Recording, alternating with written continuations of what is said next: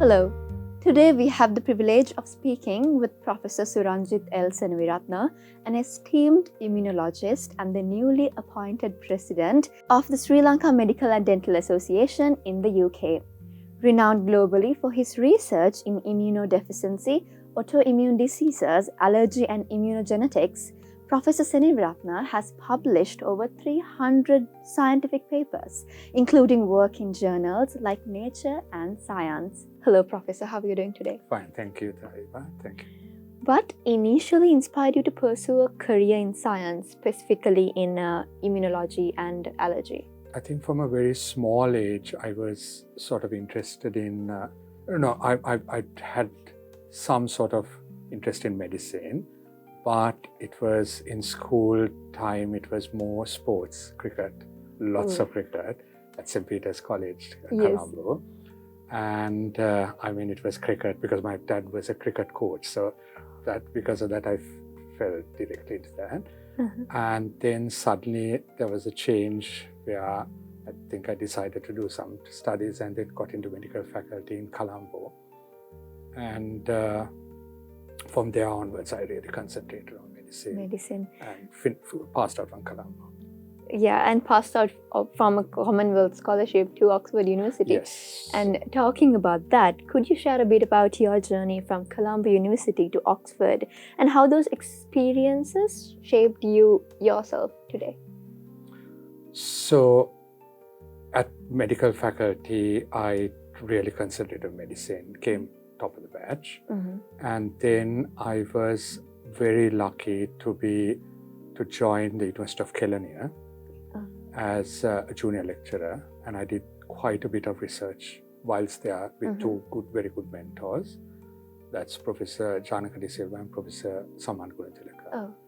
So that started me on the pathway, the journey to do good research. And using that together with my undergraduate, the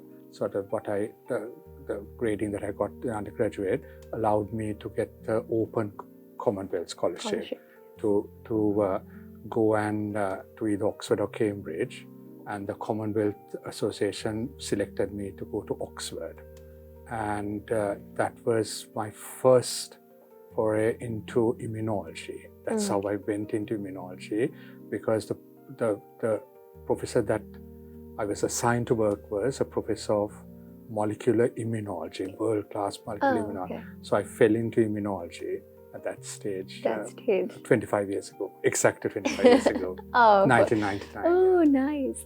And also, did you realize that you are more passionate in immunology, or how did that happen? I think at that time, this is way back, last millennium, immunology was not something that was really well known in Sri Lanka. So even at that stage, when suddenly I realized that I was doing immunology, people back home were wondering, what is this subject? You're a clinician, why are you doing immunology?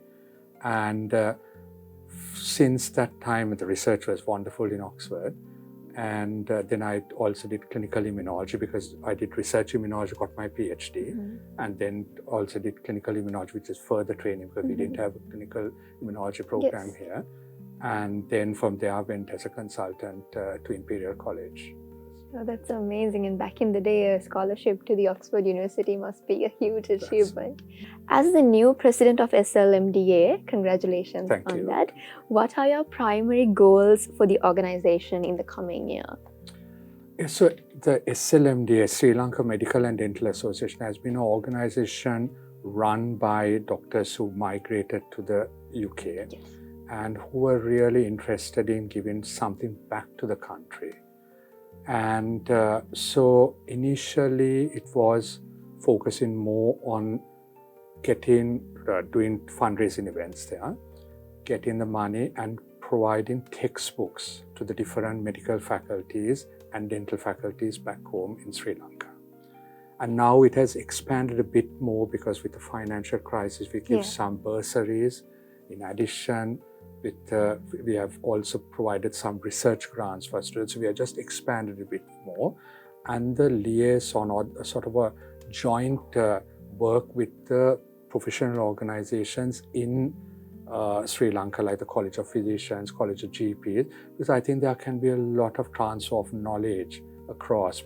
What we know, we can pass back here. What we learn from here, it can be passed to and fro. So that is the sort of remit of the Sri Lanka Medical and Dental Association, which I became the president in May for 1 year.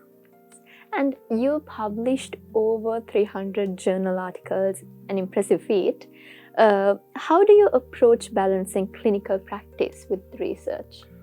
So a lot of our research questions arose. That's the nice thing of doing research and clinical medicine, because when you see the patient, immediately, if you just take on the toe of, as a toe, right? You take it, then it becomes, you're not really, you treat the person becomes better. But if you take it as a challenge, each patient has their own challenge. There are certain patients who will improve in one way, another group of patients would really not improve in that way. If you take those questions and try to take it back to the bench, that's the important thing. You see it in the clinic, you take it to the bench, find a solution, the best solution, take it back to clinic. And I think that is the good thing of doing clinical immunology and research immunology, because there is this sort of cross-link between what we see in clinic and what we find in the research. And most of our studies have been focused on patients rather than there are molecular studies too, genetic studies, but it has been on diseases and patients. Even in Sri Lanka, on dengue, a very important condition, which we have used some of our knowledge, the immunology knowledge, to work on a condition that is important for Sri Lanka. So with immunology advancing rapidly, what emerging trends or technologies excite you most for the future allergy and immunology? I think it's three things. One is genomics and proteomics. Basically sort of understanding the genetic, and from the genes you get proteins to make us function, that effect. So that is very important. Genomics, proteomics, metabolomics, that's number one.